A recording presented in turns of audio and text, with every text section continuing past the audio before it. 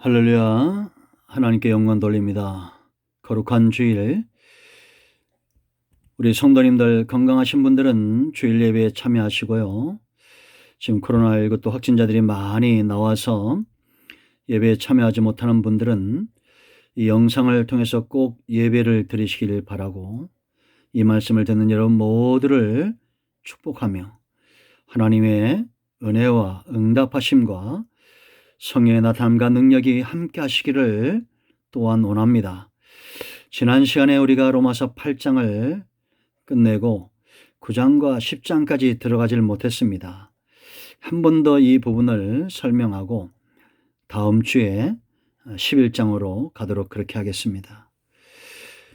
로마서에서 8장은 굉장히 중요합니다. 왜냐하면 성령이 맺으시는 열매이기 때문입니다. 예수 믿는 자들에게 축복은 성령을 받는 것입니다. 예수님께서 주의 제자들에게 약속하셨듯이 그들을 그대로 버려두지 않겠다고 그랬어요. 보혜사 성령을 보내신다라고 분명히 약속하셨습니다. 열매가 저절로 맺혀지듯이 성령 안에 있는 사람들은 세월이 가면서 이 저절로 로마서 8장의 말씀들이 그 삶 가운데 분명히 드러나게 될 것입니다. 설교를 이미 했기 때문에 여러분들 다시 한번 묵상하시길 바라고요. 이제 9장과 10장과 11장으로 갈 텐데요. 오늘은 9장과 10장을 살펴보길 원합니다. 바울이 9장을 시작하면서 어떻게 한다고 했습니까? 1절에 그의 안에 거짓 없는 마음이 있다는 겁니다. 큰 근심과 마음에 그치지 않는 고통이 있다는 겁니다. 성령이 그렇게 증언하신다는 겁니다. 구원받은 이후에 주어질 축복을 그가 깨닫고 아직 예수를 믿지 않고 거부하는 그런 자신의 형제 고륙 친척을 향한 안타까운 마음을 드러내는 것입니다. 그러면서 그가 깨달은 것이 있습니다. 하나님은 절대 이스라엘 백성들을 버리지 않는다라는 겁니다. 왜 그런지 아십니까? 4절 5절에 있는 대로 6절까지 말씀 보면 하나님의 말씀이 폐하여질 수 없다라는 거예요. 그들은 이스라엘이고 하나님의 영광과 언약과 율법과 예배와 약속들이 그들에게 있다라는 것입니다. 또한 예수님이 그들 가운데 오신 거예요. 이 모든 역사 가운데 구속사, 이스라엘의 구속사뿐만 아니라 모든 인류의 역사와 성도들의 구속사, 교회 역사 가운데는 하나님의 주권이 역사하는 겁니다. 그래서 9장의 핵심은 20절과 21절 토기장이 비웁니다. 토기장이가 진흙 한 덩이로 하나는 귀 쓸 그릇, 하나는 천이 쓸 그릇을 만들 권한이 토기장에 있듯이 하나님께서 구원의 역사를 이루신 데 권한이 있다는 겁니다. 그래서 여러분 6절부터 15절까지 13절까지 말씀을 보면 하나님이 아브라함을 선택하시고 그에게서 이삭이 나오게 하시고 이삭에게서 누가 나옵니까? 에서와 야곱이 나오는데 하나님이 누구를 더 사랑했다고 그랬어요? 13절에 내가 야곱은 사랑하고 에서는 미워했다 한 것 같다. 이러한 모든 과정들이 하나님의 주권에 의해서 이루어지고 있다는 겁니다. 그러면 우리가 생각할 것은 하나님이 옳았냐 그렇냐라는 겁니다. 지금 우리가 이 모든 과정들을 지켜보니까 하나님이 아브라함을 선택하신 것, 이삭을 선택하시고 야곱을 선택하신 주권적 역사가 하나님이 옳으셨다라는 겁니다. 인류의 축복이고 주의 백성들의 축복이었다라는 거죠. 그러면 이렇게 물으실 거예요. 13절에 성도들이 그럼 하나님 불의한 거 아니냐 이렇게 물을 수 있다는 겁니다. 왜 하나님이 에서는 미워하고 야곱은 사랑해 불의했냐? 그럴 거는. 그런데 하나님은 그럴 수 없다는 겁니다. 긍휼히 여길 자를 긍휼히 여기시고 불쌍히 여길 자를 불쌍히 여기시고 바로의 마음도 완악하게 하시고 또 어떤 자들의 마음은 또 긍휼을 베풀어 주시고 그러면서 하나님이 행하시는 뭐예요? 구속의 역사죠. 바로를 완악하게 해서 이스라엘 백성들을 이끌어내시는 일에 쓰셨다라는 겁니다. 우리가 원하고 다름박질하고 그래서 하나님의 역사를 이루는 것이 아니라는 거예요. 16절에. 하나님의 주권대로 되어진다는 겁니다.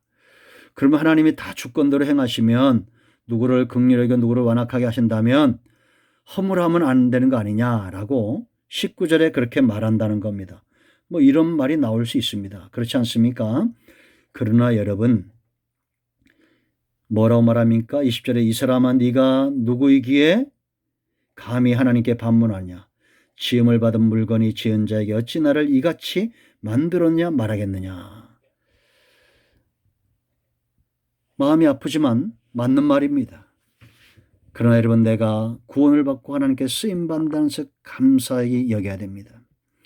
진노의 그릇을 향해서는 하나님이 관용을 베푸셔요. 22절 23절 그런가 하면 영광을 받기로 예비하신 바 긍휼의 것에 대하여 이 영광의 풍성을 알게 하고자 하셨을지라도 무슨 말하리요 이렇게 말합니다. 오래 참으시면서 하나님이 영광을 받기 위해서 예비하신 그릇들도 있다는 거예요.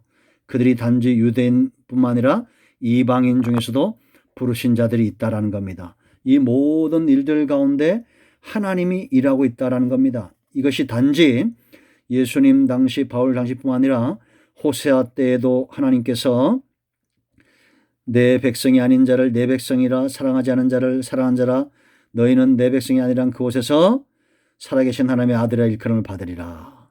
이런 하나님을 거역한 백성들을 사랑하시고 또한 여러분 보세요. 남은 자들을 찾아내시고 남은 자들을 구원하시는 이 모든 구속의 역사 가운데 하나님의 주권이 역사하고 있다라는 겁니다.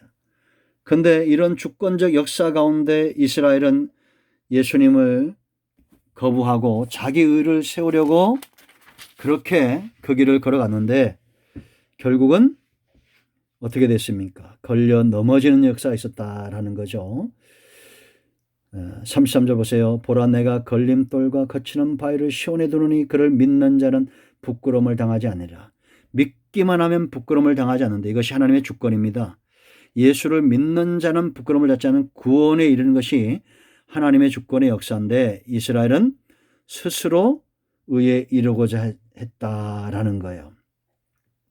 그러나 율법에 이르지 못했다. 31절에 그렇게 말하고 있습니다. 하나님의 주권은 반드시 구원의 역사를 완성하십니다. 그럼 우리는 예수를 믿는 믿음의 견고하게 서 있어야 됩니다. 10장은 하나님의 열심입니다. 21절이 핵심이라고 그랬죠. 이스라엘에 대하여 이르되 순종하지 아니하고 거슬러 말하는 백성에게 내가 종일 내 손을 벌렸노라라고 말합니다. 이 구원을 위한 하나님의 열심을 말하는 겁니다. 거슬러 말하는 백성들, 거부하는 백성들에게 종일 손을 내밀었다. 이런 하나님의 열심, 이 하나님의 손길, 이 하나님의 마음이 전도자들에게 전이 되는 겁니다. 그러므로 여러분 오늘날 성령의 사람들에게 가장 강력하게 전이 되는 것은 하나님의 능력도 있고 축복도 있고 은혜도 있고 긍휼하심도 있지만 이 하나님의 열심입니다. 여호와의 열심. 예레미야가 이사야가 선자들에게 발견되는 게 뭡니까? 사도 바울에게 발견되는 것이 무엇이고 머리에 둘 것이 없었던 예수님에게 발견되는 것이 무엇입니까? 바로 하나님의 열심입니다.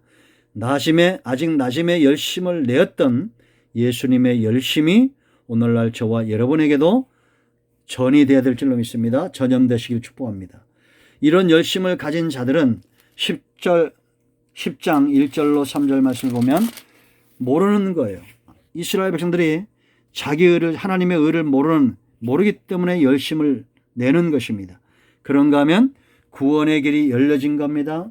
5절부터 10절까지 13절 말씀까지 누구든지 주의 이름을 부르면 구원을 얻는데 율법은 하늘에 올라가야 되고 무정에 내려가야 되고 그런 열심을 우리가 낼 수가 없어요. 그러나 믿음은 8절에 있는 대로 내 입에 있고 내 마음에 믿으면 이 전파하는 믿음의 말씀을 믿으면 구원을 얻는다라는 겁니다. 누구든지 주의 이름을 부르면 구원을 얻는다라는 겁니다.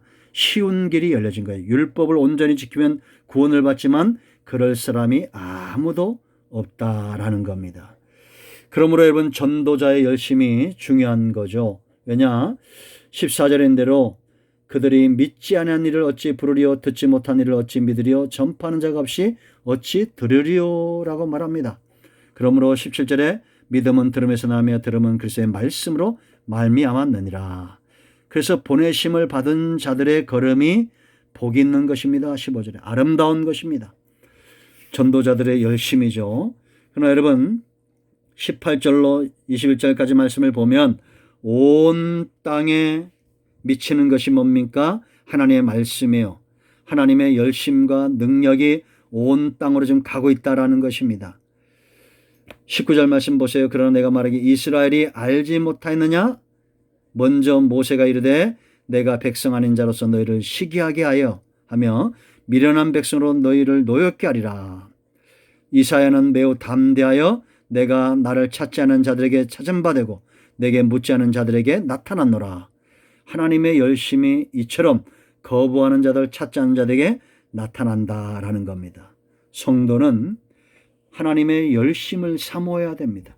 능력도 사모하고 응답도 사모해야 되지만 이런 하나님의 열심을 더 사모하시기 바랍니다. 땅끝까지 정복하는 것은 하나님의 열심이에요.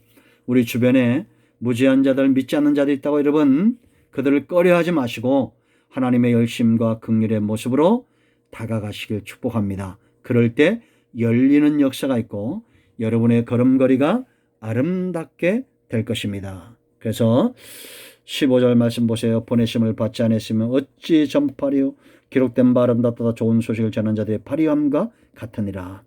구원받은 이후에 우리가 눈이 떠질 것은 이런 하나님의 열심에 눈이 떠진 보내심을 받은 소명자다라는 겁니다.